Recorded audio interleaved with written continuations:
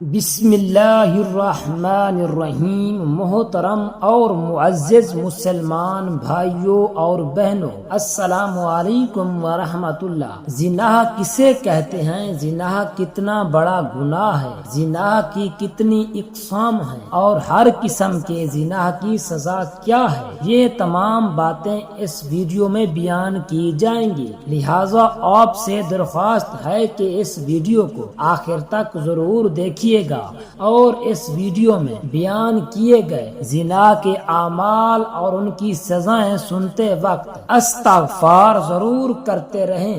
محترم ناظرین، اگر مرد ایک ایسی عورت سے صحبت یعنی ہم بستری کر لیں جو اس کی بیوی نہیں ہے تو یہ زنا کہلاتا ہے۔ ضروری نہیں ہے کہ ساتھ سونے کو ہی زنا کہتے ہیں، بلکہ غیر محرم عورت کو چھونا بھی زنا کا ہی حصہ ہے، اور کسی پرائی یعنی غیر محرم عورت کو نظر بھر کر دیکھنا بھی زنا ہے۔ قرآن پاک اور احادیث سے ثابت ہے کہ روئے زمین پر بنی روح انسان کے لیے سب سے بڑا گناہ شرک ہے، لیکن زنا شرک کے بعد دوسرا بڑا گناہ ہے۔ احادیث مبارکہ کا مطالعہ کرنے سے یہ بات واضح ہوتی ہے کہ جو شخص زنا جیسے گناہ کبیرہ کا مرتکب ہوا اور بغیر توبہ کے اس دنیا سے رخصت ہو جائے یعنی مر جائے تو اس پر مصیبتوں کا دروازہ کھل جاتا ہے۔ اللہ تبارک و تعالی اس کے ساتھ نہایت سختی والا معاملہ فرماتا ہے اور اس پر اس کے زنا کے ہر عمل کے بدلے آخرت کا ملتا جلتا عذاب ہوگا۔ محترم ناظرین، جان لیجئے کہ زنا کی 20 اقسام ہیں اور زنا کی ان تمام اقسام کے بدلے قیامت کے دن نہایت سخت عذابات نازل ہوں گے۔ نمبر 1، جو مرد یا عورت غیر محرم کے لیے چہرہ سنوارتا تھا تو قیامت کے دن اس کا چہرہ سیاہ ہوگا۔ نمبر 2، اگر غیر محرم کے چہرے کو محبت کی نگاہ سے دیکھتا تھا تو قیامت کے دن چہرے کا گوشت گر جائے گا۔ نمبر 3، غیر محرم کو دیکھ کر اس کا چہرہ کھل جاتا تھا تو قیامت کے دن اس کے چہرے کو آگ سے مشتعل کیا جائے گا یعنی جلایا جائے گا۔ نمبر 4، غیر محرم سے دل لگی کی باتیں کرتا تھا تو قیامت کے دن روتا ہوا اٹھے گا۔ نمبر 5، غیر محرم سے ہنسی مذاق کر کے کہے لگاتا تھا تو قیامت کے دن پیٹتا چلاتا اٹھے گا۔ نمبر 6، غیر محرم سے ملاقات کر کے خوش ہوتا تھا تو قیامت کے دن غمگین اور اداس حالت میں اٹھے گا۔ نمبر 7، غیر محرم کو شہوت کی نظر سے دیکھتا تھا تو قیامت کے دن پگھلا ہوا سیسا اس کی آنکھوں میں ڈالا جائے گا۔ نمبر 8، غیر محرم سے ملاقات کے لیے چل کر گیا تو قیامت کے دن پاؤں میں آگ کی بیڑیاں پہنائی جائیں گی۔ نمبر 9، غیر محرم کے ہاتھوں میں ہاتھ ڈالے تو قیامت کے دن ہاتھ میں آگ کی ہتھکڑیاں پہنائی جائیں گی۔ نمبر 10، غیر محرم سے زنا کی ابتدا منہ ملانے سے کی یعنی بوسہ سے کی تو قیامت کے دن گھسیٹ کر منہ کے بل جہنم میں ڈالا جائے گا۔ نمبر 11،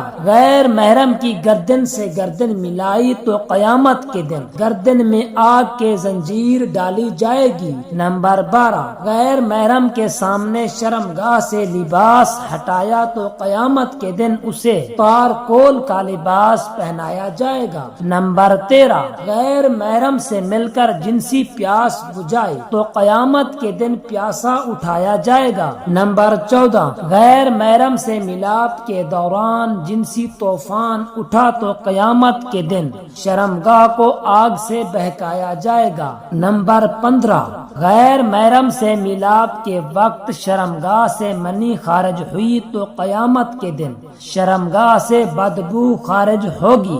نمبر 16، غیر محرم کے بالوں میں محبت سے انگلیاں پھیری تو قیامت کے دن بالوں سے پکڑ کر جہنم میں لٹکائے جائیں گے۔ نمبر 17، غیر محرم کی چھاتی سے سے مزہ لیا تو قیامت کے دن چھاتی کے بلک لٹکایا جائے گا۔ نمبر 18، غیر محرم کے جسم کے مہک سونگھی تو قیامت کے دن جسم سے حیران کن اذیت ناک بدبو آئے گی۔ نمبر 19، غیر محرم کے ساتھ ایک بستر پر اکٹھے ہوئے تو قیامت کے دن آگ کے تندور میں یکجا کیا جائے گا۔ نمبر 20، غیر محرم کے ساتھ اپنے جسم کو دکھایا تو قیامت کے دن اللہ تبارک و تعالی کے سامنے ننگا پیش کیا جائے گا۔ اللہ اکبر کبیرہ، لا حول ولا قوت الا باللہ۔ محترم ناظرین، زنا کو اسلام میں گناہ کبیرہ یعنی بہت ہی بڑا گناہ شمار کیا گیا ہے۔ اسلام میں ایسا کرنے والوں کے لیے اللہ تبارک و تعالی نے اس دنیا میں بھی سزا رکھی ہے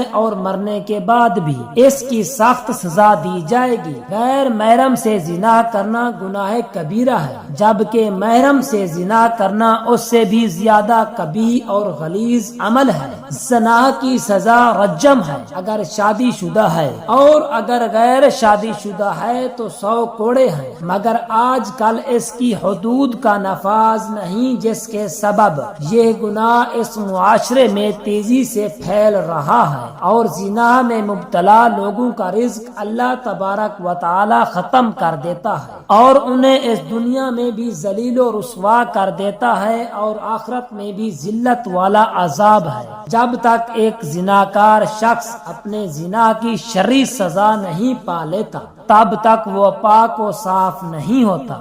ایسے شخص کو صدق دل سے توبہ و استغفار کرنا چاہیے، ایسے کہ جس سے اللہ تبارک و تعالی راضی ہو جائے۔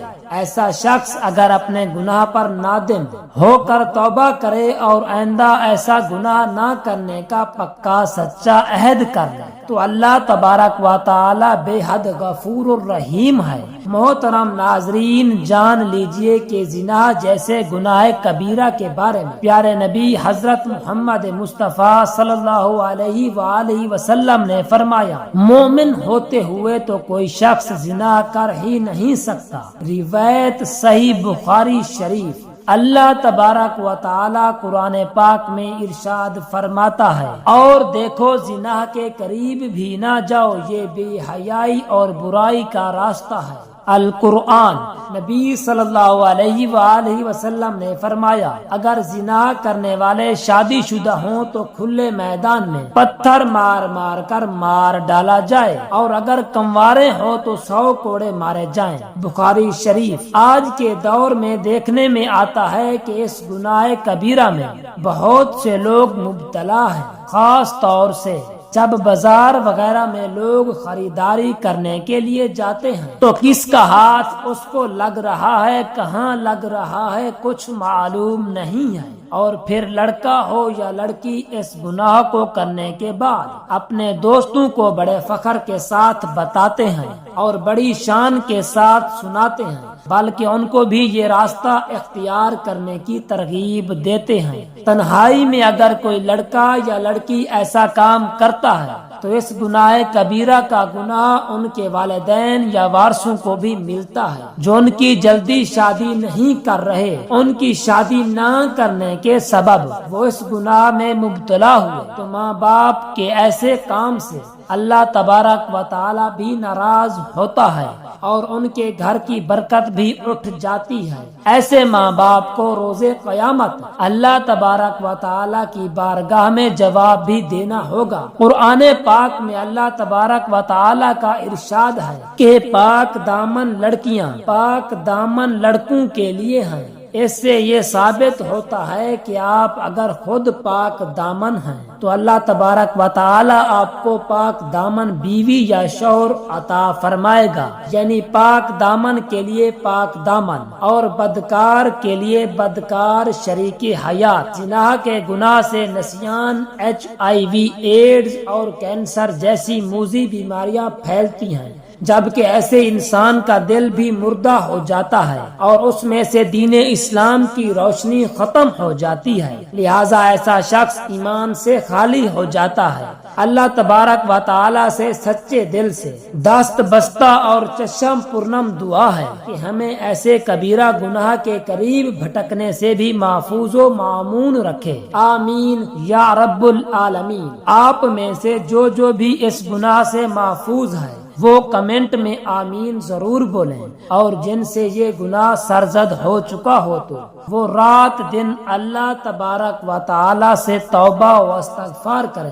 محترم ناظرین، اس ویڈیو کو اپنے تمام رابطہ نمبروں کے ساتھ شیئر کرتے جائیں۔